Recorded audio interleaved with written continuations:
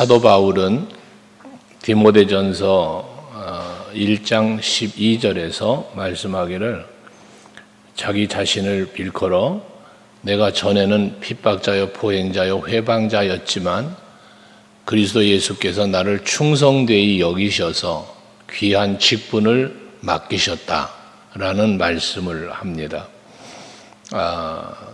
직분을 받기에 합당치 못하였던 자였지만 긍휼을 입어서 은혜로 직분을 받았다는 이야기를 하는 거거든요. 근데 그 직분을 일컬어 뭐라고 말합니까? 귀한 직분을 나에게 맡기셨다라는 표현을 하였습니다.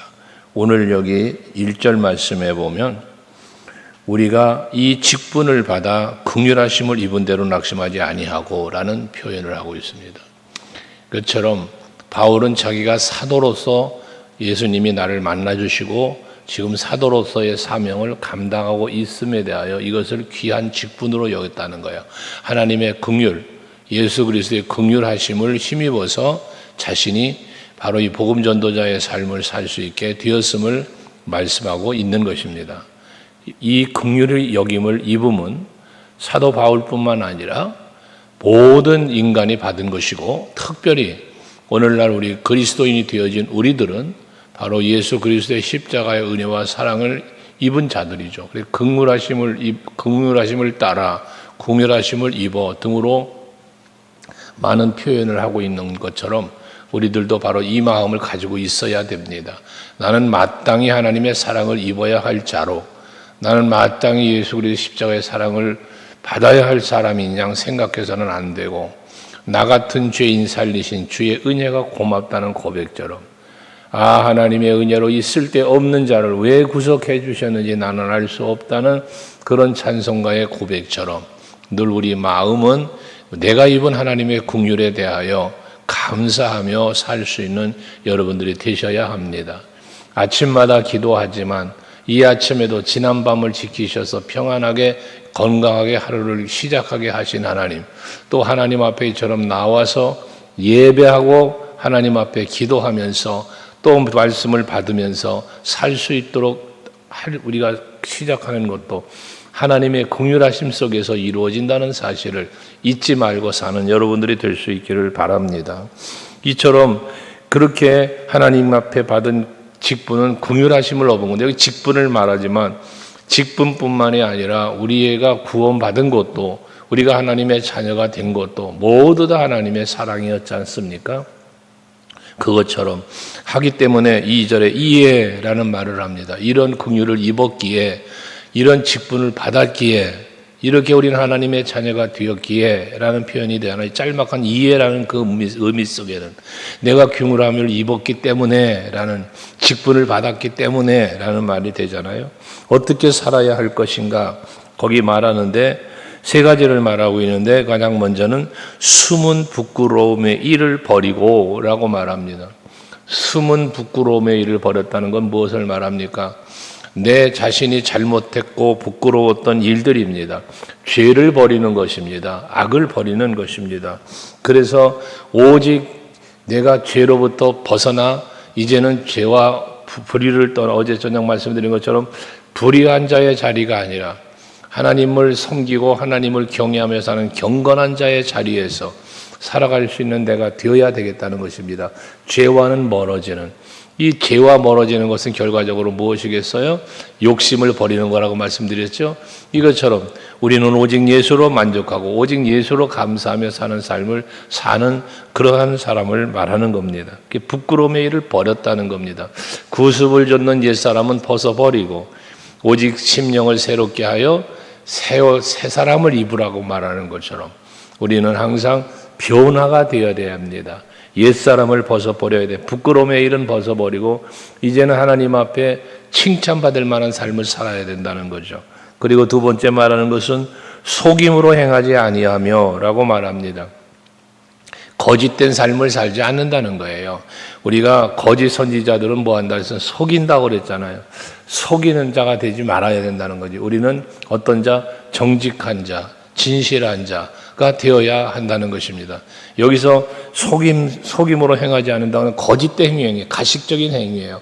바리새인처럼 유대인들처럼 저들은 율법을 말하지만 율법을 지키지 않는, 자기도 지키지 못하면서 남들에게 지킬 것을 강요하는, 예수님이 그들을 향하여 말한 것이잖아요. 이 외식하는 자들이라고 그래서 꾸지람까지 하신 거지 않습니까? 바로 이런 것입니다. 그래서 저는 간혹 여러분에게 드리는 말씀 중에 누군가가 잘못된 모습이 보일 때, 믿음이 바르지 못하고 삶의 행위가 바르지 못하고 언행이 바르지 못한 것을 볼 때에 그를 정죄하고 지적하고 책망하기보다 그 모습을 보는 순간 내 모습을 살펴볼 줄 알아야 된다라는 거예요. 과연 나는 어떤 사람인가라는 것이죠. 저 사람을 비판하고 판단하기 전에 나는 과연 어떤 사람인가를 헤아려 볼 수 있어야 된다는 것입니다. 예수께서 마태복음 7장에서도 말씀하시잖아요. 형제를 비판하지 말라는 거예요. 비판하는 사람은 그 비판으로 나도 비판을 받을 것이라는 것입니다. 네 속에 있는 들보를 먼저 보라는 겁니다. 형제 눈에 있는 티를 보고 비판하지 말고 네 속에 들보를 보라는 거예요. 이 말이 뭡니까?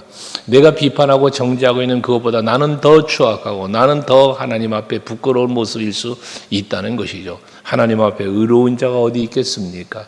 그러므로 속임수로 행하지 않는다는 것은 가식적이고 거짓적인 행위가 되는 것, 살지 말자는 것입니다. 또 하나님의 말씀을 혼잡하지 않게 한다라는 말씀을 하고 있는데, 하나님의 말씀을 혼잡하게 하는 것은 무엇입니까?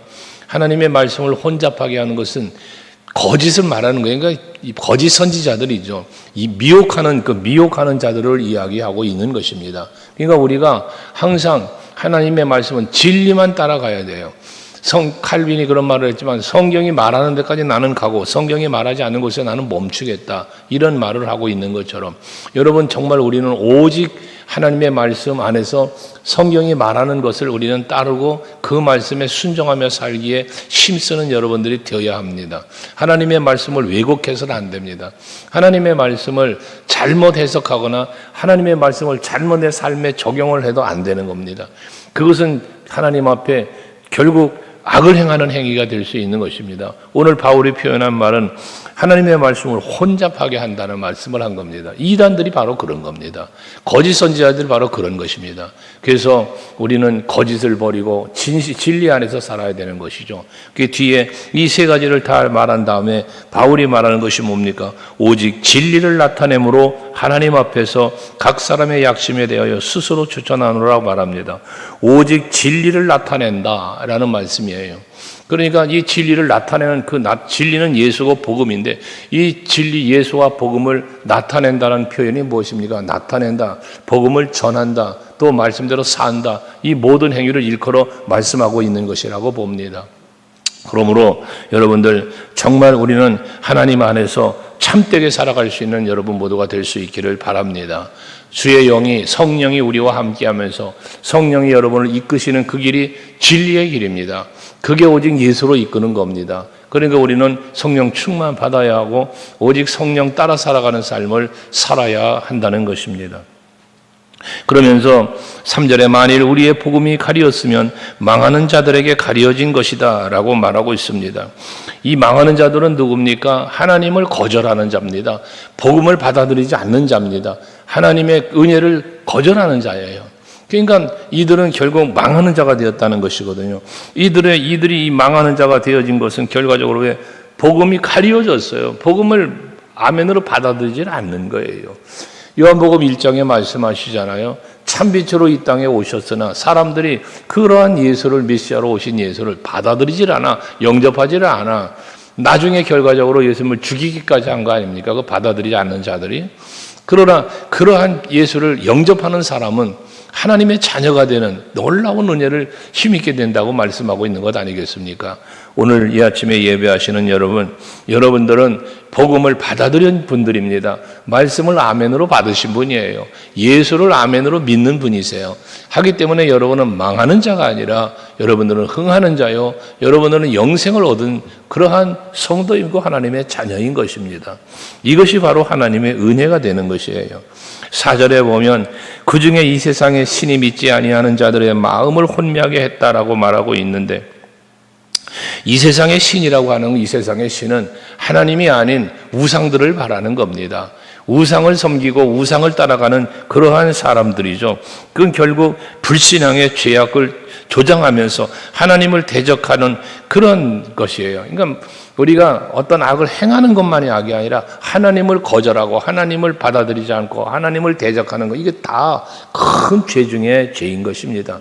근데 이러한 사람들이 어떻게 했습니까? 마음을 혼미하게 했다는 겁니다. 마음이 혼미해진다는 것은 무엇이겠어요? 우리가 하나님 앞에 예배하는 것들도 신령과 진정함으로 예배하라고 말씀하지 않습니까? 신령과 진정으로 예배하는 것, 우리의 중심이 온전한 마음으로 하나님을 찾고 온전한 믿음으로 하나님을 바라보는 것, 하나님은 우리에게 온전한 걸 원하시는 거예요. 그래서 이 하나님의 말씀을 우리에게 주신 목적도 하나님의 사람으로 온전하게 한다라고 말하잖아요. 직분자를 세우고 사명자를 세우는 것도 하나님의 사람으로 온전하게, 성도를 온전하게 하기 위하여라고 말씀을 하고 있잖아요. 에베소 4장에 보면 이것처럼 항상 여러분, 하나님은 우리에게 온전함을 원하는데, 근데 이들은 뭐합니까? 마음을 혼미하게 한다는 거예요. 그래서 이 혼미하게 해서 불신자들의 마음의 문을 닫게 만들고 영의 눈을 멀게 만들어서 하나님 보지 못하게 만들고 하나님을 느끼지 못하게 만들고 마음속에 있는 불평과 불만만 가득 채워놓고, 이게 바로 사단이 주는 마음이거든요. 이게 마음을 혼미하게 하는 거예요. 오직 예수, 오직 진리를 따라 살아야 되고 오직 예수로 행복하고 예수로 감사하며 살아야 하는데, 그렇게 살지 못하게 만드는 것이 곧 마음을 혼미하게 하는 자들의 행위요, 마귀의 행위입니다. 사탄의 행위인 것입니다. 그러니까 결국 그리스도의 영광의 복음의 광채가 비치지 못하게 함이니 그리스도는 하나님의 형상이라고 말했습니다. 예수 그리스도의 그 빛대심을 보지 못하게 만드는 거예요. 그래서 내가 저 예수를 영접하고 내가 예수를 저 믿으면 내가 살고 내 삶이 복되다는 사실을 깨닫지 못하게 만드는 거예요. 마음이 우둔해지게 만드는 거예요. 이 마음이 완악하다, 강팍하다 이런 표현도 하는 거 아닙니까? 이게 마음이 혼미함을 말씀하고 있는 것입니다. 여러분의 마음은 옥토 같은 마음이 되셔야 합니다. 예수께서 씨 뿌리는 자의 비유에서 말씀하시는 것처럼 길값밭, 돌짝밭, 가시떨기나무 밭이 있는데, 그러나 그런 밭은 열매를 맺지 못한다지 않습니까? 열매를 맺을 수 있는 밭은 어떤 밭? 좋은 밭, 좋은 땅, 옥토라고 우리가 말하는 땅이죠. 바로 저와 여러분의 심령은 그런 좋은 땅이 되어서 하나님의 말씀이 힘을 받았을 때 그 말씀이 삶 속에 실천되고 행함으로 이루어져서 아름다운 삶의 열매가 맺어지는 여러분들의 삶이 되시기를 바라는 겁니다. 그래서 예수의 영광의 광채를 저게 비치지 못한 가로막았다는 거잖아요. 여러분, 간혹 제가 그런 말을 했죠. 우리가 하나님의 은혜를 사모하며 하나님의 일을 감당할 때에 그 일을 감당함으로 인하여 우리가 받아야 될 은혜가 있고 복이 있다고. 근데 그것을 하지 않으면 하지 않았기 때문에 그 은혜와 복을 받을 수가 없다고. 그러나 그 하고자 하는 하고자 하는 사람을 방해하거나 그 해야 할 일을 못하게 대적하는 경우는 이거는 복을 못 받는 게 아니라 하나님 앞에 책망을 받는다고 했잖아요. 그러니까 지금 이 하나님의 일을, 하나님의 말씀을, 하나님을 대적하고 말씀을 대적하고 빛 대신 예수를 바라보지 못하게 만들고 따르지 못하게 만드는 이 사람들은 앞에 말한 것처럼 멸망을 당하는 자들이라고 말하고 있는 거예요. 여러분, 우리는 항상 하나님의 말씀을 따라 순종하며 살아야 되지만 간혹 우리가 주의 일을 이루어 가는 데 있어서 늘 앞장서는 자가 되셔야 하고 모범이 되어야 하지만, 그러나 그러지 못할 때면 함께하며 따라가는 그러한 여러분들이 되실 수 있기를 바라는 것입니다. 혹여라도 그 하고자 하는 모든 일에 대하여 대적하고 반대하는 사람이 되어서는 안 된다는 것입니다. 하나님이 기뻐하지 않는 거예요. 그렇게 되었는데 5절에 보면 우리는 이렇게 말합니다.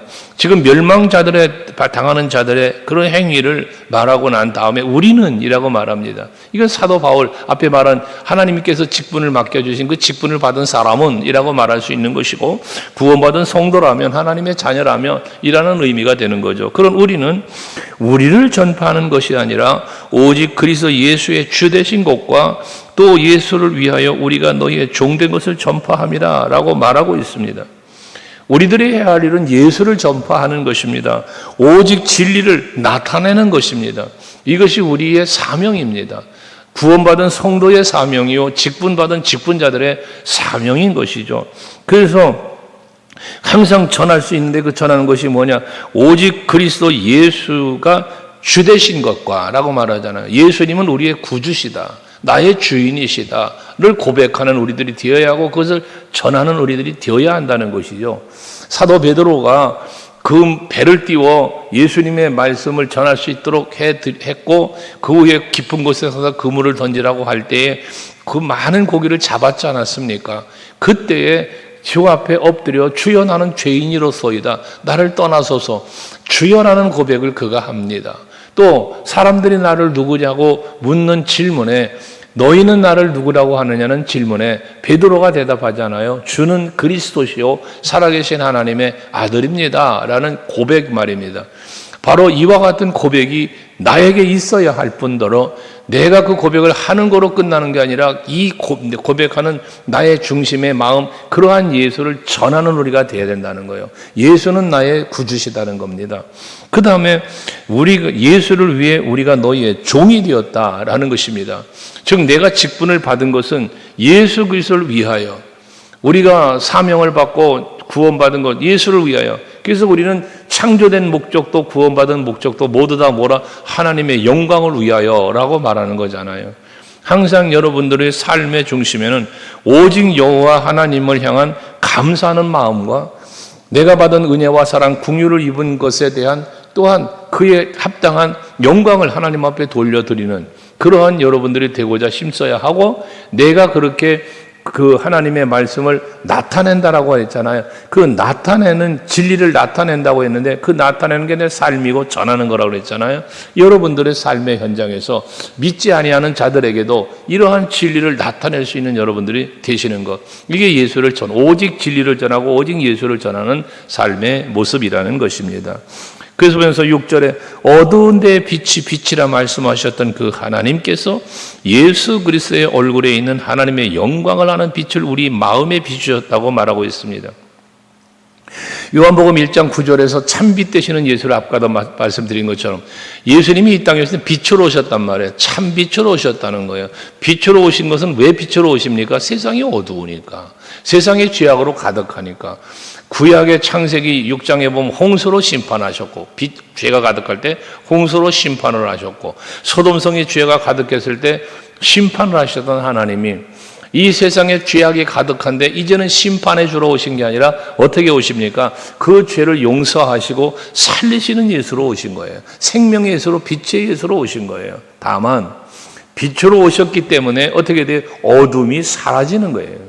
어둠의 권세가 멸해지는 거예요. 그러면서 빛을 비추셔서 그 앞에 말한 빛을 받아들이지 못하도록 가리웠던 그런 멸망당하는 자들이 있지만, 이제 이렇게 귀한 바울과 같은 사도들과 같은 또 예루살렘 교회의 성령을 충만하게 받은 성도들처럼, 오늘날 여러분들처럼 이렇게 하나님께서는 은혜의 빛을 비춰주셔서 우리로 하여금 멸망당하는 자의 삶이 아닌 긍휼을 입은 삶을 살아가고 새 생명을 얻은 삶을 살아갈 수 있도록 인도해 주고 계심을 말씀하고 있는 것입니다. 그래서 우리로 하여금 하나님께서 예수 그리스도의 얼굴에 있는 하나님의 영광을 아는 빛을 우리 마음에 비추셨다 그럽니다. 하나님께서 예수 그리스도를 통하여 빛을 비추시는데 어디에 비췄다? 마음에 비추었다라고 말씀하는 거예요.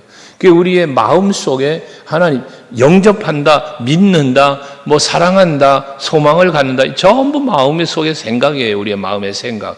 그래서 여러분들은 마음속의 생각이 언제나 빛된 마음이어야, 빛이 있는 마음이어야 돼요. 거룩한 마음이 되어야 되는 거예요. 그래서 바울은 너희 안에 이 마음을 품어라, 마음을 품으라는 말을 하는 거예요. 그 마음 속에 빛 대신 예수가 계셔야 되는 거예요. 그래야 빛 대신 예수가 내 안에 계시고 내 마음을 비춰줄 때 내 마음의 어둠의 권세가 떠나가는 거예요.